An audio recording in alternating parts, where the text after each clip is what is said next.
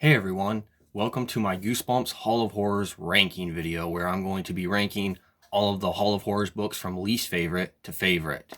Now, this ranking was a lot easier to do than the past Goosebumps ranking, seeing as how there's only 6 books in this series compared to the 25 in Series 2000 and then the 62 from the original Goosebumps series.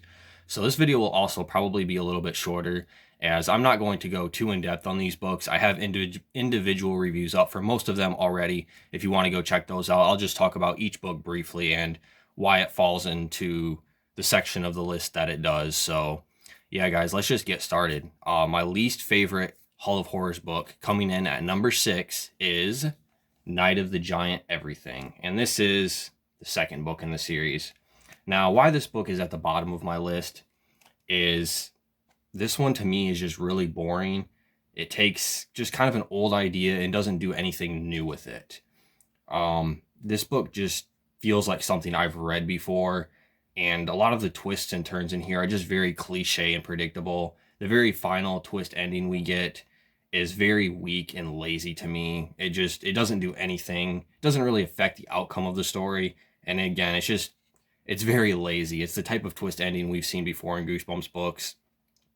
And yeah, this book is just kind of boring to me. I don't hate it necessarily. I think someone who maybe hasn't been very exposed to a lot of Goosebumps books might enjoy this a little bit more.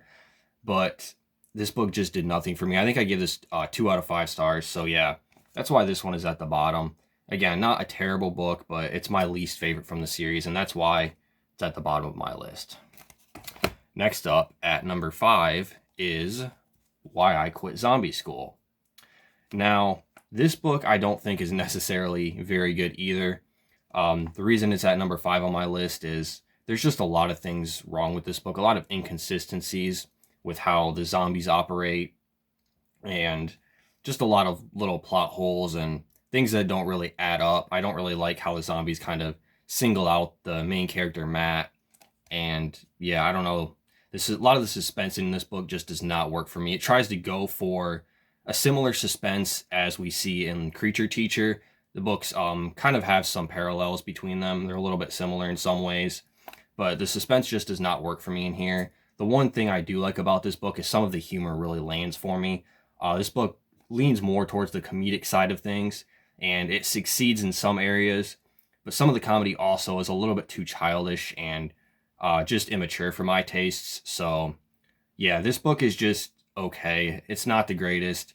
Like I said, I like some of the comedy in here. It's kind of funny and entertaining at times, but I don't think it's necessarily a very good book. So yeah, that's why I Quit Zombie School comes in at number 5. Now we're going to start getting to the good ones. Those first 2 were a little bit rough for me. Didn't like them all that much, but from here on out, I mostly enjoyed these books. So at number 4, we have the very first Hall of Horrors book, Claws. This also might be my favorite artwork, to be honest, out of the Hall of Horror series. I really like the artwork on this one. I love the cat. So yeah, this book, I enjoyed this one for the most part. It does have some issues. Again, a lot of the issues arise with some of the reveals and twists in here. They're not necessarily bad, but they just don't make much sense. One of the things that really brings this book down for me is the reveal that has to do with the cat store people, the security guards or whatever they are. It takes place about a little over halfway, maybe 3/4 of the way through the story. If you've read this book, you know what I'm talking about. That reveal just makes no sense whatsoever. It's just completely idiotic. And the very final twist ending too isn't terrible, but it's just kind of cliche and dumb as well. It doesn't really do anything for the story. It doesn't add to it, but it doesn't necessarily affect it in a negative way either. It doesn't change the entire outcome of the book. One scene I really did like in this book is the resolution, the solution to the problem that they do to get themselves out of their troubles is a pretty creative and kind of a dark idea. There's actually some mature themes behind that, and I really like that whole scene, the little climax of the story. So that's one thing I really did like about this book. But yeah, for the most part, I enjoyed this one. It was pretty good. There's just some issues I have with it that really bring it down for me, which is why it's at the middle of this list. So yeah, Claws comes in at number 4. At number 3, we have Don't Scream. Now this book I really enjoyed, but I enjoyed it for different reasons than I typically enjoy a Goosebumps book for. Now, not very many Goosebumps books have underlying themes or hidden messages to them. There's some of the older ones that do, such as The Ghost Next Door, The Horror at Camp Jelly Jam, and most notably, and one of the more popular ones, The Haunted Mask. And not a lot of Goosebumps books have themes like that, and this one does, which is the main reason I enjoy this book, to be honest. This one is basically about main character Jack. He finds this cell phone, and this mysterious voice starts talking to him through it. And a little ways into the story, he gets rid of this phone, and this mysterious entity, this voice, keeps talking to him through other electronic devices, and it's kind of haunting him. And going along with this creative and cool concept comes into play this subliminal message about, I think, being addicted to like social media and stuff, and the detriment of cell phones in today's society, and a lot of other things that go along with that. And there's other underlying themes in here that really made this story more enjoyable to me, and I think I appreciated it more than I actually enjoyed it. Not all of the suspense really worked for me, and there are some issues I have with this book regarding the plot and the logic of certain decisions of our character, especially the final twist ending really raised a lot of questions and some more things that didn't make sense. But the main thing I liked about this book was all of the layered meaning to it. There's a lot here. If you're looking for a Goosebumps book that has some more substance to it and not just read one for cheap entertainment, this is the one to do that with. Probably my favorite scene in this book is towards the end. There's a certain psychological aspect that comes into play in the story, and it's kind of brief and it doesn't go on for a long time, but I really like that portion of the story. It added a lot of emotion to it. It gave the story a lot more character, and it also capitalized more on this layered meaning that this story kind of has. So yeah, I really like this book. Again, there's just some issues I had that really brought my rating down for it. I think I give this one like a 3.5 out of 5 stars.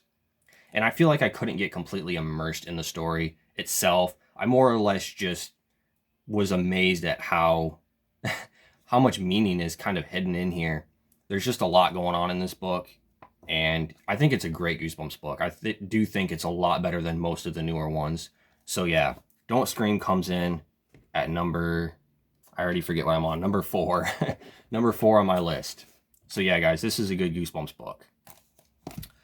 Next up, at number 2, is The Five Masks of Dr. Scream. This is the third book in the Goosebumps Hall of Horror series. Now, I did have a little bit of a hard time trying to decide which one was going to get the number 2 spot, this one or Don't Scream. I give both of them 3.5 stars. Feeling a little bit generous, I round them up to 4 stars, but they're more on the low side of a 4-star rating for me. But yeah, this book I really enjoyed. I really like this one, but I like this one for completely different reasons than Don't Scream.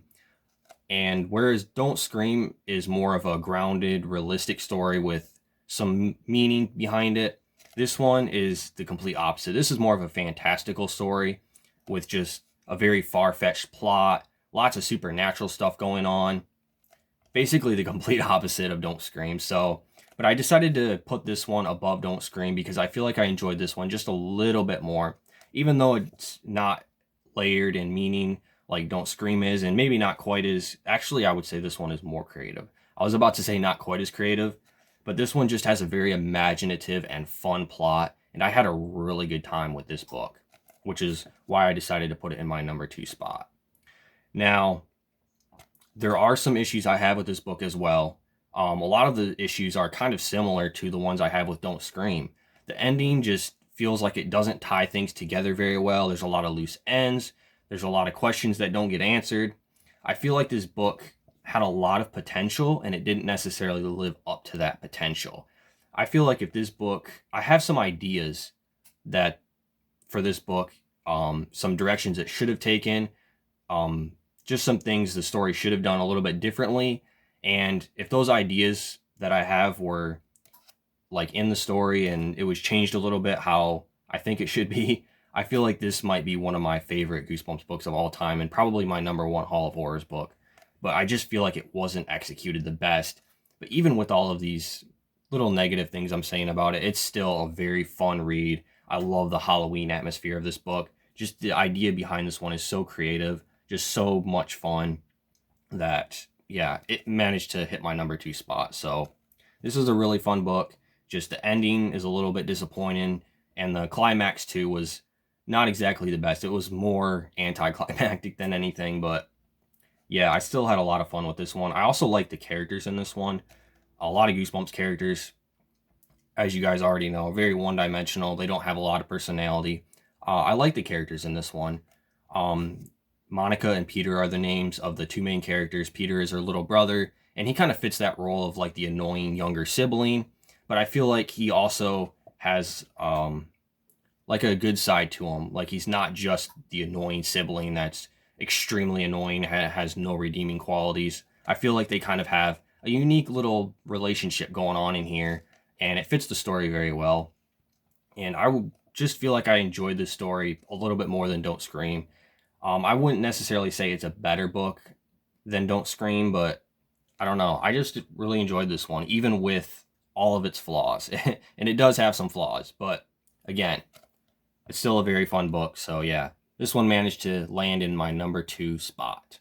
Oh, also, by the way, this is a special edition, which all that's special about it is this one is about 40 or 50 pages longer than the rest of the books in the series. I believe this one is like 170 pages long, whereas the rest of them are around 130. So yeah, just thought I'd mention that quick. But yeah, Five Masks of Dr. Scream comes in at number 2. And my number 1 spot and my favorite Goosebumps Hall of Horror book is The Birthday Party of No Return. And this is also the last book in the series. Now, this one was actually a reread for me. I first read this a few years ago when I was still kind of new to reading the newer Goosebumps books. I hadn't read a lot of them. I remember I read a few Horrorland books and I didn't care for them at all. And I picked this one up just on impulse. And this one really surprised me. And I didn't really remember a whole lot about it. And rereading it again, I think I liked it even more this time around. This book to me is just amazing. This one, a little bit similar to Don't Scream, is very grounded, very realistic story, even more so than Don't Scream is. There's really not a lot of supernatural stuff going on in here. This book is very reminiscent of How I Learned to Fly. It's basically about these friends that are just competing. The highlight of this book is really focusing on character relationships and just the more realistic side of things. There's a lot of humor in here, but the humor in this book is very subtle. It's not slapstick or gross out like in Why I Quit Zombie School. A lot of the humor in this book comes in the form of just the character interactions and Lee, who's the main character, his inner monologue. I was very amused reading his thoughts and just his reactions to certain situations. His character had a lot more personality than typical of a Goosebumps character. And I feel like that goes for all of the characters in this book, not just the main character, Lee. Also, the parents in here felt a little bit more believable than they typically do in a Goosebumps book. So, yeah, I don't know, guys. I just really like this book. I don't necessarily think it's one of the best Goosebumps books, but this one just suits my taste perfectly, I guess. And I also like how different it is. This one doesn't have a lot of the scary stuff and suspense and horror that we've come to expect from Goosebumps books. So I think I appreciate when the series branches out and tries to do something a little bit different, kind of like Don't Scream did. Some of the other books in this series, like Claws and Why I Quit Zombie School, I felt are a little bit more just rehashed stories, something we've seen before. This one, to me, and I guess you could argue that this one does share a lot of similarities with How I Learned to Fly, but I still feel like this is a pretty unique book, and I just love how well executed it is. A lot of Goosebumps books don't succeed in this level of charm and wit and just humor, and I just had such a fun time reading this book, guys. I cannot tell you how much I love this book. Now, I don't think it's quite perfect. I do have a few issues with it. There are a few scenes in here, or a couple scenes, where Lee, the main character, faces some injuries, and those injuries should have had a different outcome than they did. And then they're quickly disregarded like they were no big deal. Those scenes were a little bit ridiculous to me. I think they should have been a little bit toned down they were a little bit too extreme to be so easily disregarded and forgotten about.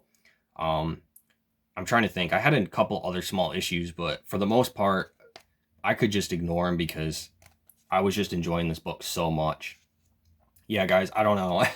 I'm just kind of gushing over this one, to be honest. But yeah, this is my favorite Hall of Horrors book, and also one of my favorite of the newer Goosebumps books, if not my favorite, to be honest. So, all right, guys, that's pretty much it.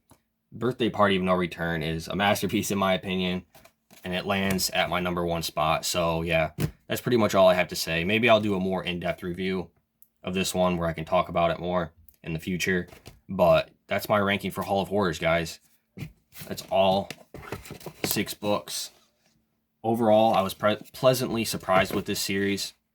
I had a good time reading it. I'm surprised to see how different this series is from Horrorland, because this is basically the third arc of the Horrorland series, and yet these books are so very different from the Horrorland books. As you guys know, I'm not a big fan of Goosebumps Horrorland.